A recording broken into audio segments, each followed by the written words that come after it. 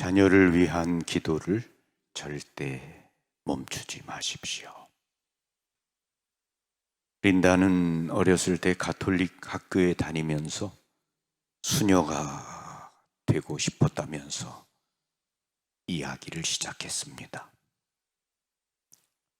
하지만 8학년을 마치고 공립학교로 옮겼을 때 하느님에게 관심이 없는 새 친구들을 사귀게 되었습니다.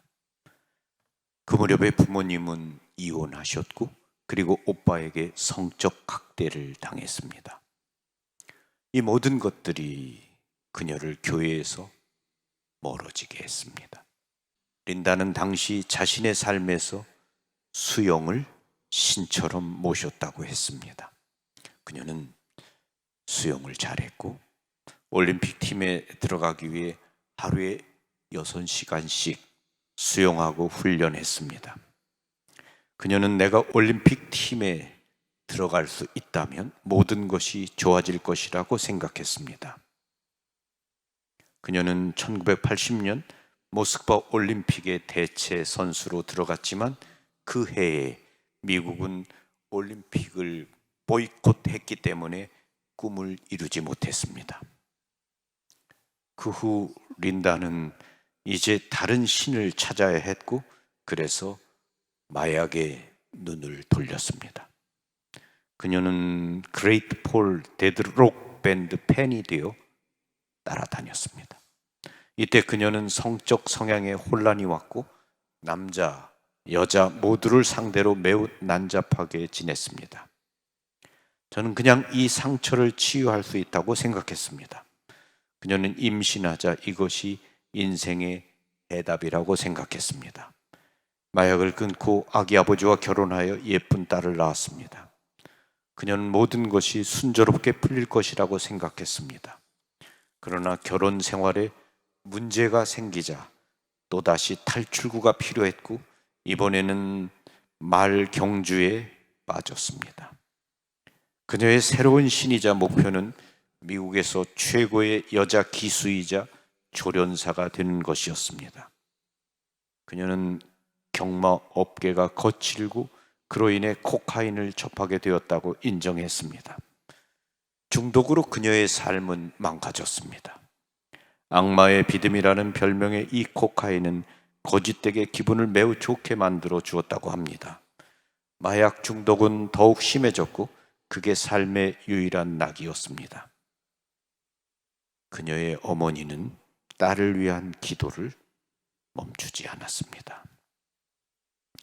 린다는 다시 임신하자 낙태를 했습니다. 그 후 그녀는 더 이상 살고 싶지 않아 더 마약에 빠져들었습니다. 어느 날 그녀는 아무도 없는 것 같아서 권총의 총알 하나를 장전하고 머리에 대고 돌려서 방아쇠를 2번 당겼지만 아무 일도 일어나지 않았습니다. 3번째 당기려는데 거기 없을 거라고 생각했던 친구가 급히 방에 들어와 총을 빼앗았습니다. 뭐 하는 거야? 린다는 살고 싶지 않아 라고 대답했습니다. 그리고 얼마 지나지 않아 린다의 어머니는 유고슬라비아로 여행을 가자고 권했습니다. 그녀는 종교적인 여행인지 물었습니다. 어머니는 그래, 메주고리에라는 곳으로 가는 거야. 린다는 뭐라고요? 라고 했습니다. 린다는 어머니에게 가지 않겠다고 했습니다. 어머니는 교회에 갈 필요는 없어 라고 답했습니다. 그녀는 외국에 간 적이 없었기 때문에 가기로 했고 사진 작가로서 VHS 카메라를 사용할 좋은 기회라고 생각했습니다. 그래서 그녀는 1988년에 어머니와 여동생과 함께 메주고리에로 여행을 갔습니다.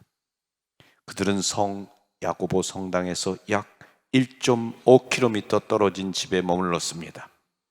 체크인을 하고 제일 먼저 성 야고보 성당으로 갔습니다. 그녀는 교회 밖에 서서 들어갈까 말까 고민했습니다. 사람들이 많아서 복잡했지만 카메라를 들고 들어가 보기로 했습니다. 몇 초 안 되어 교회 안은 성 야고보 동상이 거의 넘어지기 직전이 되도록 흔들렸습니다. 린다와 어머니와 여동생을 포함하여 교회 안에 있던 사람들이 겁에 질려 교회 밖으로 뛰어나왔습니다. 그러나 교회 밖은 모든 게 고요했습니다. 린다는 말하기를 저는 항상 지금까지도 그건 제가 교회에 들어갔기 때문이라고 얘기합니다. 지진이 교회 밖은 멀쩡한데 어떻게 교회 안에서만 일어날 수 있는지 이해가 안 되니까요. 그게 그녀의 첫 메주고리의 경험이었습니다. 그 당시 공항 보안 검사가 없었기 때문에 린다는 코카인을 메주고리에 가져갈 수 있었습니다. 저는 이것 없이는 올 수 없었습니다. 그러나 무언가가 그녀에게 그걸 사용하지 말라고 말하는 것이었습니다. 그날 밤 한밤중에 그녀는 눈을 떴고 그녀의 일생이 눈앞에서 확 지나가는 것을 보았습니다. 제 생명이 지옥으로 가는 걸 보았습니다. 악마가 있었고 저를 붙잡더니 발톱으로 핥혔습니다. 그녀의 비명에 어머니와 여동생이 일어나서 무슨 일이냐고 했습니다. 린다는 내가 알아서 할게 라고 잘라 말하며 가방에서 마약 봉지를 꺼내 화장실에 달려가 변기에 다 쏟아부었습니다. 린다는 그 후 잠을 이루지 못했지만 다음날 아침에 순례단과 함께 발연산에 올라가기로 했습니다. 그녀는 산 기슭에서 순례단에 뒤처졌고 돌아다 보니 후드를 쓴 악마가 보였습니다. 그걸 보고 그녀는 가장 가까운 가게에 뛰어가서 묵주를 샀습니다. 그리고 묵주 기도를 하면서 산을 올라가는 순례단과 합류했고 무리 가운데 있으려고 애썼습니다. 그들이 당시 십자가가 서 있던 첫 번째 발연 장소에 도착하자 린다는 주저앉아 울었습니다. 그리고 그녀는 기도했습니다. 복되신 동정 마리아께 마약 중독에서 벗어나게 해달라고 간청했습니다. 그녀는 순례단이 내려간 후에도 그곳에 남아 있었습니다. 그녀는 사람들에게 다음과 같이 분명히 말했습니다. 만약 저처럼 코카인에 중독된 사람이 있다면 금단 현상 없이 회복할 수 없습니다. 하지만 그날부터 저는 전혀 마약에 손대지 않았고 금단 현상도 전혀 없었습니다. 하느님께 찬미와 영광을 드립니다. 그녀는 그 다음 고해성사를 보러 가야겠다고 생각했습니다. 언제 마지막 고해성사를 했는지 기억이 없었습니다. 전 거의 모든 계명을 어겼습니다. 그녀는 고해성사를 볼 수 없을 것 같다고 생각했지만 그래도 했습니다. 매우 친절하게 잘 대해준 아일랜드 사제에게 갔습니다. 너무도 기분이 좋았습니다. 그날 성체를 받았을 때 제 인생 최고의 날이었습니다. 린다는 집에 돌아와 성모님의 메시지를 실천하려 노력했습니다. 그녀는 여전히 말과 관련된 일을 했지만 마약의 유혹은 느끼지 않았습니다. 그러나 서서히 예전으로 돌아가기 시작했습니다. 묵주기도를 하지 않는 날이 생기고 미사도 건너뛰었습니다.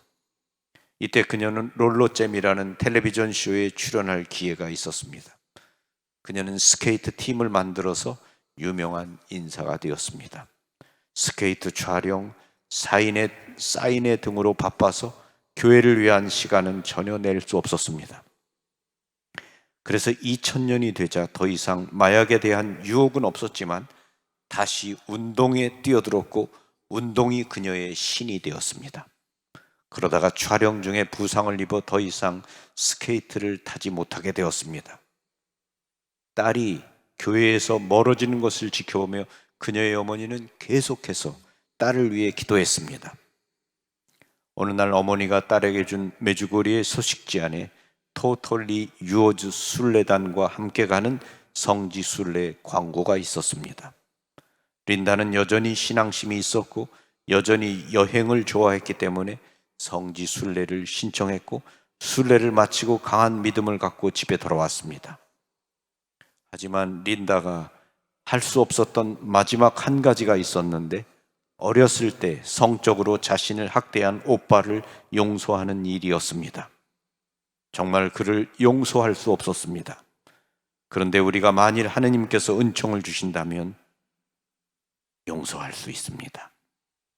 애리조나에 살던 린다의 오빠는 음주 운전자에게 치여서 위태로운 상태였지만 아무도 돌보지 않았습니다. 린다는 수년간 오빠와 말도 하지 않고 지내다 가족 중에 처음으로 오빠를 찾아갔습니다. 그녀가 중환자실에 들어가서 오빠가 머리에 관을 꼽은 채 누워있는 걸 보았을 때 하느님은 그녀에게 눈물을 흘리며 오빠를 용서하는 은혜를 주셨습니다. 의사들은 오빠가 의학적으로 뇌사 상태이며 평생 식물 인간이 될 거라고 했습니다. 린다의 남동생은 아는 본당 신자가 준 루르드 물 한 병을 가지고 형의 병 문안을 왔습니다. 그는 사제를 찾아가 루르드 물로 오빠를 축복해 줄 것을 부탁했고, 그러자 10분 후에 오빠가 눈을 떴습니다. 오빠는 다시 걷고 말하는 걸 배우면서 천천히 회복의 여정을 시작했습니다. 그녀는 오빠의 회복을 도왔습니다. 그녀는 루르드에 제출하기 위해 오빠의 치유에 관한 자료를 모았습니다. 그녀는 메주고리의 소식지에서 토톨리 유어주 순례단이 루르드에 간다는 걸 보고 감사하러 가고 싶었습니다. 그래서 린다와 어머니와 이모는 복되신 동정녀 마리아께 오빠의 치유와 그를 용서하게 된 은혜에 감사하기 위해 루르드로 순례를 갔습니다. 이 순례에서 린다는 토톨리 유이즈 단장을 만났습니다. 순례 단장에게 자신의 이야기를 해주고 하느님께 자신의 삶을 바치고 싶다고 말했습니다. 저는 삶을 전부 제 자신과 허망된 신들을 위해 살아왔습니다. 이제 저는 제 삶의 전부를 주님께 바치고 싶습니다. 그녀는 순례 단장에게 자기가 하던 사업을 팔았고 학대받는 소녀들이 있는 과테말라 고아원에서 잠시 일했지만 여전히 여행하고 싶은 갈망이 있다고 말했습니다. 단장은 린다에게 그것을 지향으로 기도하라고 말했습니다. 단장은 순례가 끝날 때 린다에게 다음에 로마와 메주고리에 순례를 갈 때 도와달라고 기회를 주었습니다. 그 후 그녀는 토톨리 유이즈 순례단과 함께 일하면서 순례자들을 이끌고 있습니다. 그녀는 이렇게 말했습니다. 제 삶에서 하느님이 하신 걸 보면서 저는 막달라 마리아가 매우 가깝게 느껴집니다. 제 자신도 최악의 죄인이지만 하느님은 최악의 죄인, 살인자라도 기도를 하면 회개하는 은총을 주십니다. 저희 가족은 결코 기도를 멈추지 않았습니다. 자녀를 위한 기도를 절대 멈추지 마십시오. 그분은 여러분의 삶을 돌릴 수 있습니다. 아시다시피 저는 마약 중독자, 자살을 기도했던 사람인데 이제는 정말 순례를 이끄는 삶을 살고 있습니다. 저는 모두 당신의 것입니다라는 토톨리 유이즈 순례단과 일하고 있습니다. 성모님을 통하여 예수님께로 갑니다. 감사합니다. 예수님 찬미합니다. 몽포르의 루도비코 성인이 쓴 봉헌을 위한 준비라는 책이 제 인생을 바꿔놓았다고 덧붙이고 싶습니다. 이것은 우리의 복되신 성모님께 모두 봉헌하는 것입니다. 모두들 복되신 성모님께 자신을 봉헌하라고 말씀드리고 싶습니다. 여러분의 자녀를 봉헌하십시오. 여러분의 삶을 봉헌하십시오. 성모님의 영성의 5 조약도를 실천하면서 우리 성모님의 간단한 신앙학교에 가입하십시오. 성모님은 정말 여러분이 예수님께 갈 수 있도록 도와주십니다. 그녀는 우리에게 말합니다. 성모님께 봉헌하십시오. 여러분의 삶 전부를 그분의 손 안에 맡겨드리십시오. 그러면 성모님께서 여러분을 예수님께로, 하느님께로 데려가십니다 라고 말합니다. 그녀의 말처럼 우리의 삶을, 우리의 모든 것을 성모님의 두 손 안에 맡겨드려야 되겠습니다. 그리고 그녀는 말합니다. 자신이 이렇게 회개할 수 있었던 것은 어머니의 멈추지 않는 끊임없는 기도였다. 어머니는 결코 딸을 포기할 수 없었습니다. 사랑하는 딸을 위해서 어머니는 끊임없이 기도했고 또 기도했고 멈추지 않았습니다. 희생을 바치는 것을 멈추지 않았습니다. 어머니의 기도가 그녀에게 있어서 은총이었던 거죠. 그래서 여러분도 여러분의 자녀를 위한 기도를 멈추지 마시기를 바랍니다.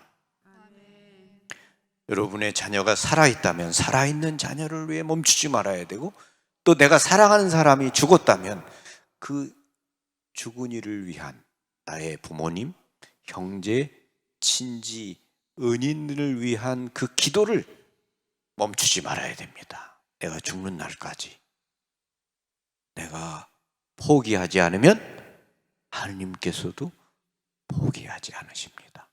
끝까지 우리가 기도하는 것을 포기하지 않아야 되겠습니다. 그래서 여러분이 사랑하는 사람들을 위한 기도를 결코 멈추지 마시기를 바랍니다. 아멘. 감사합니다. 평화를 빕니다. 고맙습니다.